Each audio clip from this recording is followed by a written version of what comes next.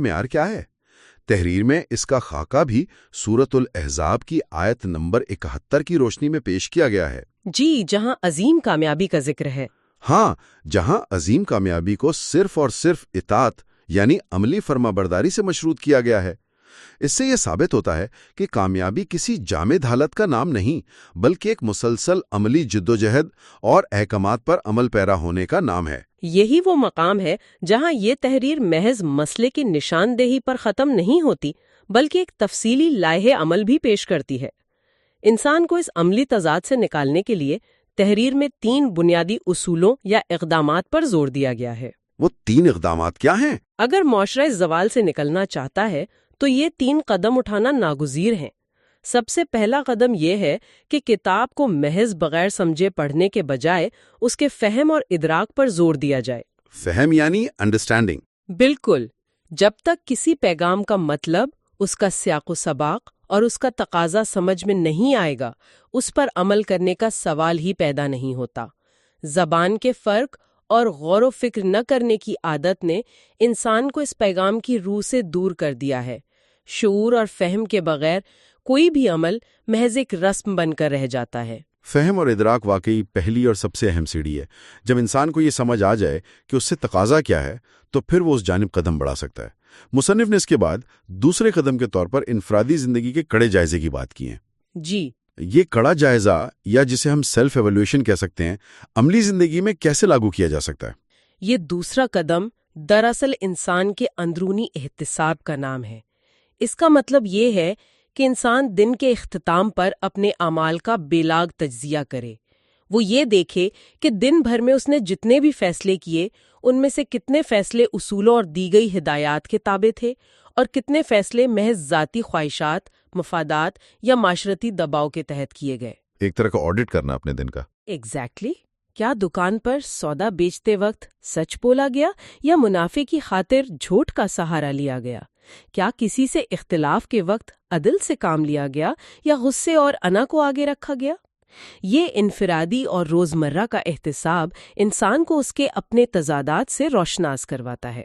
اور جب ہم اپنی خامیوں کو خود پہچاننے لگتے ہیں تو اصلاح کا عمل شروع ہو جاتا ہے۔ بالکل ایسا ہی ہے۔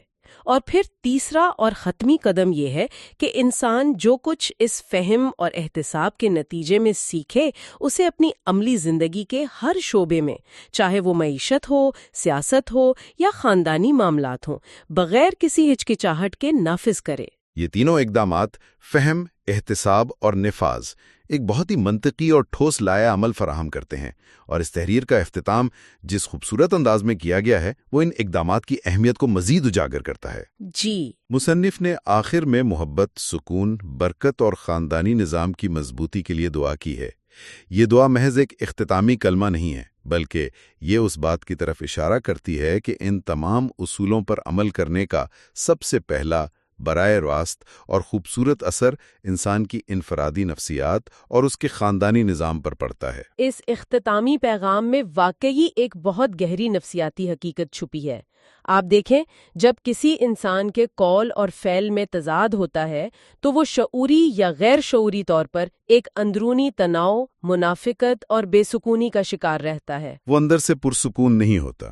بالکل، اور یہ ذہنی بے سکونی کسی نہ کسی شکل میں اس کے رویوں، اس کے غصے اور اس کے رشتوں میں ظاہر ہوتی ہے۔ گھروں میں ہونے والے زیادہ تر تنازعات کی جڑ یہی ہوتی ہے کہ انسان کے اصول کچھ اور ہوتے ہیں اور اس کے اعمال کچھ اور۔ صحیح۔ لیکن جب یہ تضاد ختم ہو جاتا ہے، جب زبانی دعوے عملی فرمانبرداری میں بدل جاتے ہیں، تو انسان کے اندر ایک قدرتی ٹھہراؤ اور سکون پیدا ہوتا ہے۔ یہ اندرونی سکون اس کے خاندانی نظام کو مضبوط کرتا ہے، رشتوں میں اعتدال اور انصاف آتا ہے۔ اور یاد رکھنے کی بات یہ ہے کہ کوئی بھی بڑا معاشرتی بدلاؤ ہمیشہ خاندان کی سطح سے شروع ہوتا ہے، ایک مائکرو لیول سے۔ جی، یہ ایک ایسا مائکرو لیول کا عمل ہے جو دھیرے دھیرے پورے میکرو لیول کو، یعنی وسیع تر معاشرے کو بدلنے کی طاقت رکھتا ہے۔ زبردست۔ تو آج کے اس طویل اور تفصیلی مطالعے کو اگر سمیٹا جائے تو اس تمام گفتگو کا نچوڑ یہ ہے کہ محض معلومات کا ذخیرہ کر لینا یا کسی خاص پہچان کا لیبل سینے پر سجا لینا کامیابی کی ضمانت نہیں ہے۔ بالکل نہیں۔ اصل اور حقیقی کامیابی اس علم کے انسانی رویوں اور روزمرہ زندگی میں عملی طور پر نظر آنے میں پوشیدہ ہے۔ جب تک ہمارے معاشرے میں زبان سے کیے گئے دعووں اور عملی فیصلوں کے درمیان موجود یہ وسیع خلیج ختم نہیں ہوتی، تب تک نہ تو ہم انفرادی سطح پر کوئی ذہنی سکون حاصل کر سکتے ہیں اور نہ ہی اجتماعی سطح پر معاشرے میں کوئی مثبت تبدیلی رونما ہو سکتی ہے۔ علم کو عمل کے سانچے میں ڈھالنا ہی وہ واحد راستہ ہے جو اس تضاد سے نجات دلا سکتا ہے۔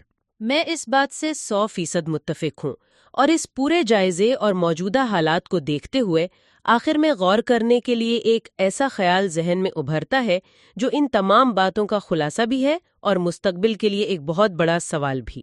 وہ کیا؟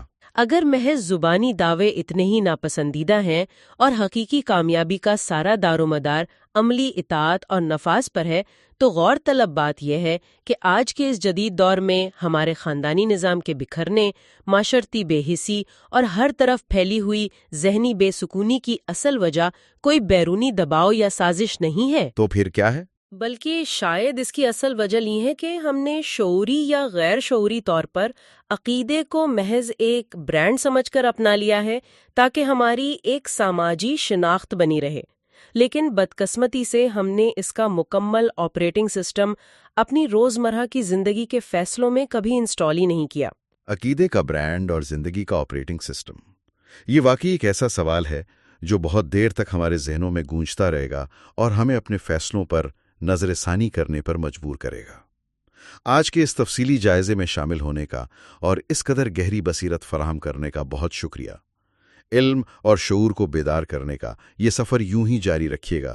اگلے تفصیلی جائزے تک کے لیے خدا حافظ۔ خدا حافظ۔